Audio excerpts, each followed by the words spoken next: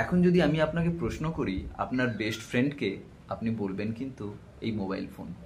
আবার যদি প্রশ্ন করা হয় আপনার বড় শত্রুকে, আপনি একবার ভেবে দেখবেন এই মোবাইল ফোনই।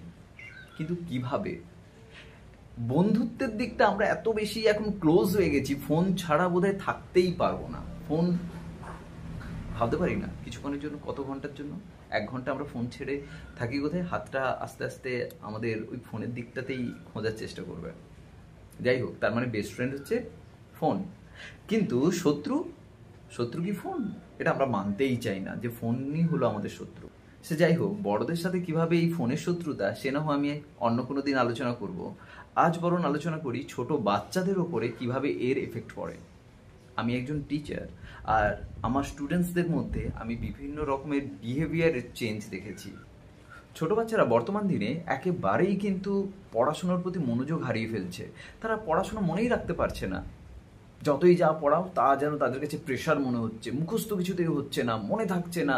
কিছুক্ষণ আগে পড়ানো হয়েছে তারপরে ভুলে গেছে, একদিন আগে পড়ানো হয়েছে তারপরে ভুলে গেছে। যত ভালো করে টিচাররা যত প্রেজেন্ট করার চেষ্টা করুক না কেন, কোনোভাবেই মনে থাকতে চাইছে না। এর কারণ কি? এইগুলো কি ভেবে দেখেছে? শুধু যে পড়া মনে রাখতে পারছে না তা না, এরা কিন্তু অন্য কাজ বাজ বা এদের অন্যান্য কোনো কিছু সেগুলোও মনে রাখতে পারছে না। সাধারণভাবে মানুষের সাথে বিহেভিয়ার ঠিক করতে পারছে না, কমিউনিকেট করতে এদের অসুবিধা হচ্ছে। অ্যাকচুয়ালি এই সমস্ত ছেলে মেয়েদের মধ্যে সোশ্যাল প্র্যাগম্যাটিক কমিউনিকেশন ডিসঅর্ডারের মতো রোগ দেখা দিচ্ছে, অটিজম দেখা দিচ্ছে। অটিজম আসলে ঘন্টার পর ঘন্টা মোবাইলের মধ্যেই এরা ইনভলভ থাকতে পছন্দ করছে। আপনি একটা ছোট বাচ্চার ভিডিও দেখুন, ছোট বাচ্চারা দেখুন ফোন ঘন্টার পর ঘন্টা নিয়ে বসে আছে, তার কাছ থেকে ফোনটা নিয়ে নেওয়াই যাচ্ছে না।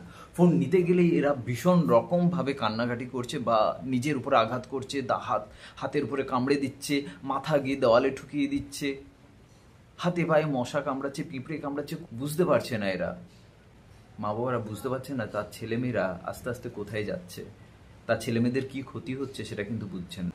আমি নিজে স্বচক্ষেই দেখেছি আমার স্টুডেন্টসদের ওপরেই।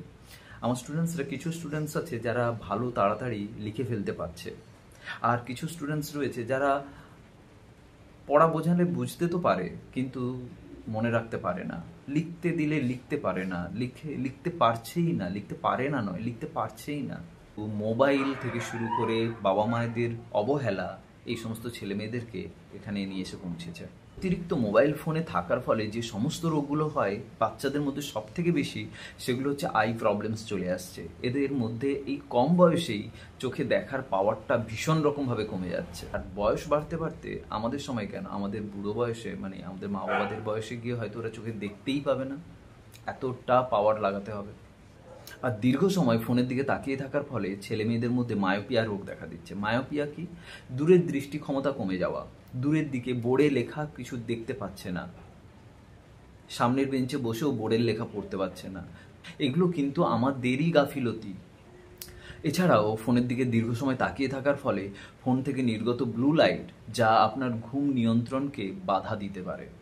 এবং বাচ্চারা দেখবেন রাতের ঘুমের মধ্যেও ফোনের মতোভাবে আঙুল দ্বারা ঘেঁটে চলেছে, তারা ঘুম সঠিকভাবে হচ্ছে না, রাত্রে উঠে বসে থাকছে।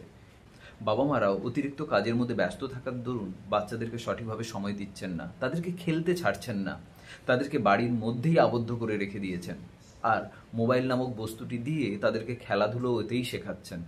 ফলে তারা ওর মধ্যে ঘন্টার পর ঘন্টায় খেলায় মজে গিয়ে তাদের সামাজিক বিকাশটাই হচ্ছে না, আর ফোন ওদের ধীরে ধীরে ব্রেনকে ডিসচার্জ করছে। এছাড়া অনেক বাচ্চাদের মধ্যে আবার ADHDর মতো প্রবলেমসও দেখা দিচ্ছে। বাচ্চারা একটা কাজের প্রতি মনোযোগ রাখতে পারছে না, ছটপট করছে, মন যেন তাদের ছটপটে, কোনো একটা বিষয়ের প্রতি তাদের মনোযোগ সঠিকভাবে নেই। তারা একটা কাজ করতে হতে আরেকটা কাজে, আরেকটা কাজ করতে হতে আরেকটা কাজে। আপনি ধরুন কারোর সাথে কথা বলছেন, সেই কথার মাঝখানে এসে কথা বলছে, আপনার অ্যাটেনশন না পেলে চিৎকার করছে। এই সমস্ত ADHD, অটিজম, এই সমস্ত রোগগুলো কিন্তু এই ফোনের দ্বারাই আসছে। সো অভিভাবকরা সচেতন হন, আরও বেশি রকমভাবে নিজেরাই বাচ্চাদেরকে সময় দিন, একটু খেলাধুলো করতে ছাড়ুন। অতি বেশি টিউশন দিয়ে, অতি বেশি পড়াশুনোর মধ্যে ব্যস্ত রেখে তারপরে যেটুকু সময় পাচ্ছে সন্ধ্যাবেলাটা, সেইটুকু শুধুমাত্র ফোনের মধ্যে দিয়েই ওদেরকে কাটাতে দেবেন না।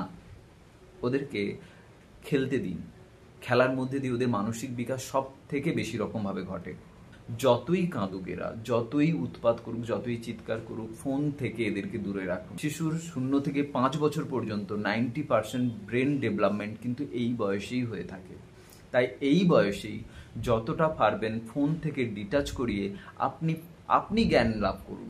যদি আপনাকে কোনো ভিডিও দেখিয়ে শেখাতেও হয়, সেটাও দূর থেকে, মানে টিভিতে চালান, দূর থেকে, যেখান থেকে বসে বাচ্চাকে বিষয়টা সহজ করে বোঝাতে পারেন সেরকমভাবে শেখান। ফোন দিয়ে চোখের সামনে একেবারে দেবেন না।